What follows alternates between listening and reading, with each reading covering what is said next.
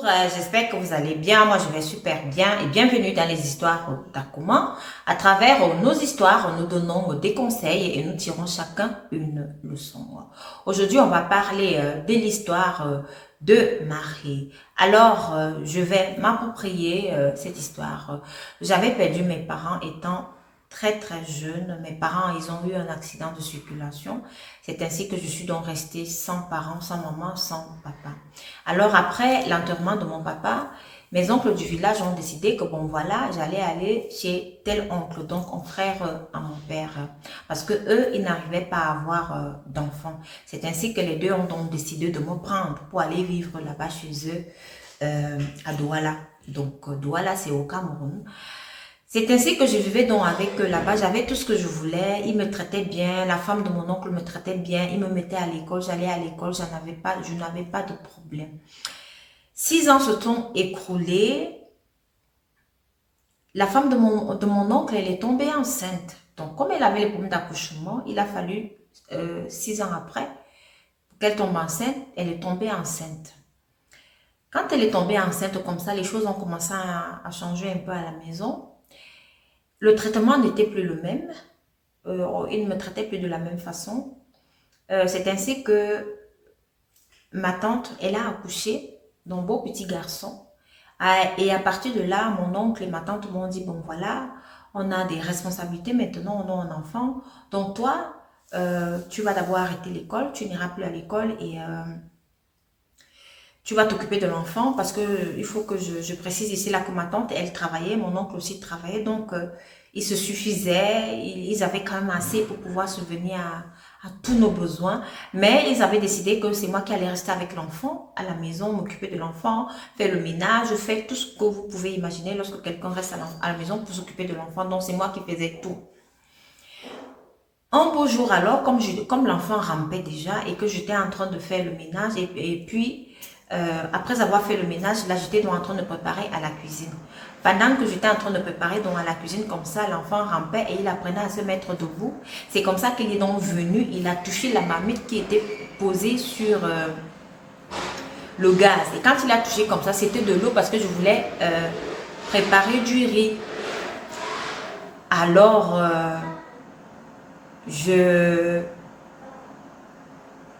je me suis d'abord effrayée parce que ça m'a d'abord fait mal. Il s'est brûlé la paume de main. Je savais donc que j'allais expliquer ça. Qu'est-ce que j'allais dire à mon oncle et à ma tante parce que là, j'étais finie. Lorsqu'ils sont rentrés du travail, ils ont trouvé la situation. C'était hyper grave à la maison. C'était comme je ne savais même pas quoi faire. À un moment donné, ma tante, elle s'est tellement énervée qu'elle a mis, elle a pris un bol, une marmite, elle a mis l'huile à l'intérieur, elle a déposé dans le gaz. Donc ça s'est chauffé, l'huile était chaude, elle a pris ma main, elle a mis à l'intérieur, donc ce qui fait que j'ai perdu mes doigts. Elle a mis à l'intérieur, elle dit que oui, comme j'ai brûlé la main de son enfant, elle aussi va brûler ma main. Et c'est comme ça que je suis sortie de cette maison-là en pleurant, en criant qu'on m'a brûlé, on m'a brûlé. Voilà, donc il y avait un jeune homme qui vendait dans un kiosque dehors, il vendait toujours avec sa maman. Il m'a vu sortir comme ça en criant, il est donc venu vers moi pour me demander que c'est quoi. Il a vu l'état de ma main et c'est comme ça qu'il m'a amené à l'hôpital. Étant à l'hôpital là-bas, mon oncle, ma tante ne sont même pas passés pour voir si je vais bien ou rien du tout. Mais ils ont passé tout le temps à raconter à ma famille que je suis une très mauvaise fille, que je me suis mal comportée, que j'ai brûlé la main de leur enfant et des choses, et ils ont raconté beaucoup de choses. Alors après mon séjour à l'hôpital, je vais donc sortir puisque c'était seulement les voisins qui venaient me voir et la maman du garçon qui m'avait amené à l'hôpital qui venait me voir. Lorsque je suis donc sortie de l'hôpital, il me dit donc de rentrer dans ma maison là où j'étais avec mon oncle et ma mère. Et en fait, oui, ma mère, ma tante. Je suis donc rentrée là-bas. Quand j'arrive là-bas, ma tante met mes effets dehors et dit que non, je ne dois plus entrer dans sa maison, je dois seulement rester dehors. C'était la catastrophe. Qu'est-ce que je fais maintenant? Je vais aller où? Je vais aller chez qui? C'est ainsi que le jeune homme donc qui travaillait au kiosque là, il m'a donc amené chez lui. Quand il m'amène chez lui, il dit à sa maman que bon voilà, mon oncle et ma tante m'ont donc mise dehors, que je n'ai nulle part où aller. J'ai donc commencé à rester chez ces gens-ci. Et comme je voulais tellement un endroit pour dormir, pouvoir manger quelque chose, Donc, j'étais devenue la bonne de cette maison. Et la maman, là, elle avait l'habitude de vendre la nourriture. C'est comme ça aussi que j'ai commencé à aider la maman, là, à vendre cette nourriture, sa nourriture. Je portais tout le temps, j'amenais dans des bureaux pour proposer aux gens et tout. Donc, c'est comme ça que je faisais, c'est comme ça que je vendais. Et c'est à ce moment-là aussi que j'arrivais quand même à manger quelque chose et j'avais un toit. Les années se sont écoulées. À un moment donné, le fils de la dame qui était qui est dans le kiosque, là, qui vend dans le kiosque, il a commencé à me faire des avances. Mais je ne voulais pas. Je me suis dit que je suis quittée dans les pommes, je vais encore entrer dans les problèmes ici, je ne veux pas. C'est comme ça que le jeune homme dont il a commencé à me dire que oui, si je n'accepte pas ses avances, il va dire à sa maman, il va me mettre dehors et puis je n'aurai même nulle part où aller et tout. Étant donc sur cette pression-ci, parce que un, je ne savais même pas où aller, et de deux, le garçon me mettait la pression tout le temps qu'il voulait avoir des rapports avec moi, il voulait. C'est ainsi que finalement, un jour comme ça, il a commencé à le faire. Il a commencé à le faire tout le temps, il a commencé à le faire, et c'est comme ça qu'il a continué à le faire. Des mois se sont écoulés, donc je suis tombée enceinte. Quand je suis tombée enceinte comme ça, je viens donc dire au garçon que bon voilà, je suis enceinte. Il dit, si tu tentes de dire à quelqu'un, tu vas voir de quel bois je me chauffe. Un, je vais te chasser d'ici. Et de deux, ne tente même pas d'enlever cet enfant-là. Ne tente même pas de dire à quelqu'un que c'est moi. Ne tente pas de dire à quelqu'un que c'est moi. Moi, voici, je me retrouve dans une situation encore compliquée. Je ne sais pas quoi faire. Ne me jetez pas les cailloux, hein. Ne me jetez pas les pierres parce que parfois, ce sont des situations où on ne sait même pas comment réagir. Mais ça arrive seulement comme ça. Alors, j'ai donc dit à la mère du gars que bon voilà, je suis enceinte. Elle dit quoi? Nous, on t'héberge ici parce que tu as un problème là-bas avec tes gens. Et toi aussi, et tu viens encore avec ton enfant. On ne peut pas héberger ton enfant. Donc, rentre chercher le père de ton enfant.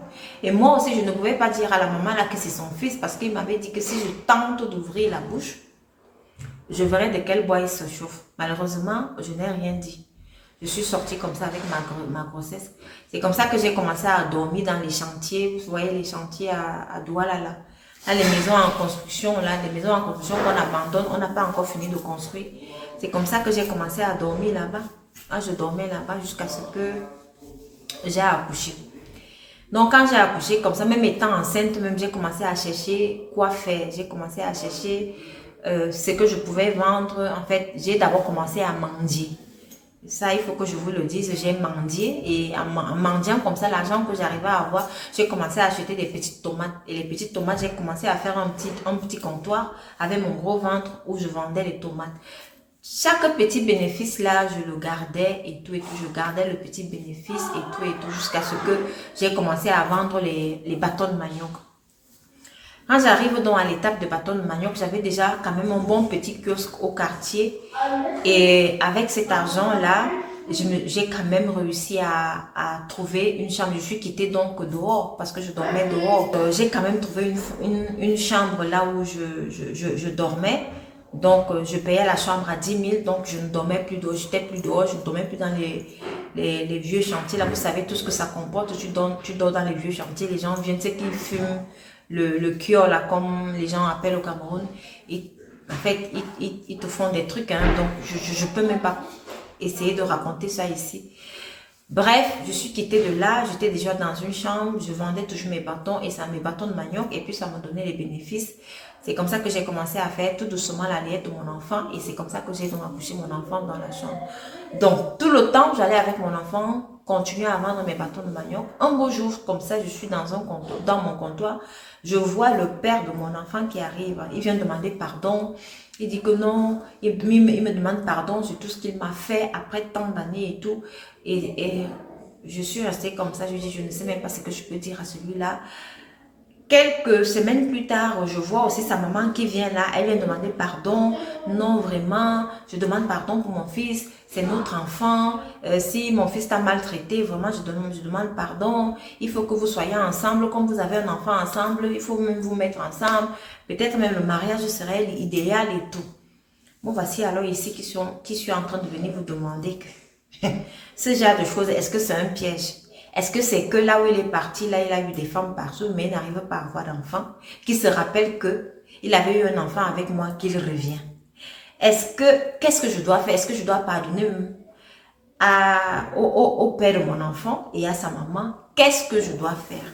S'il vous plaît, j'attends vos conseils parce que moi-même, je suis bloquée. Je ne sais pratiquement pas ce que je dois faire. Je ne sais même pas si j'éprouve de l'amour vis-à-vis du père de mon enfant parce qu'au départ, c'est qu'il me forçait et puis finalement, je me suis laissée faire.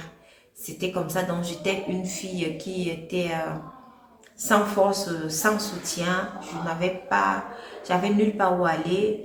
Et c'est comme ça que ça s'est déroulé. S'il vous plaît, donnez-moi des conseils. Dois-je accepter ou alors dois-je me dire non, c'était le passé, basta, j'ai eu ma claque, je m'occupe de mon enfant et je m'en fous.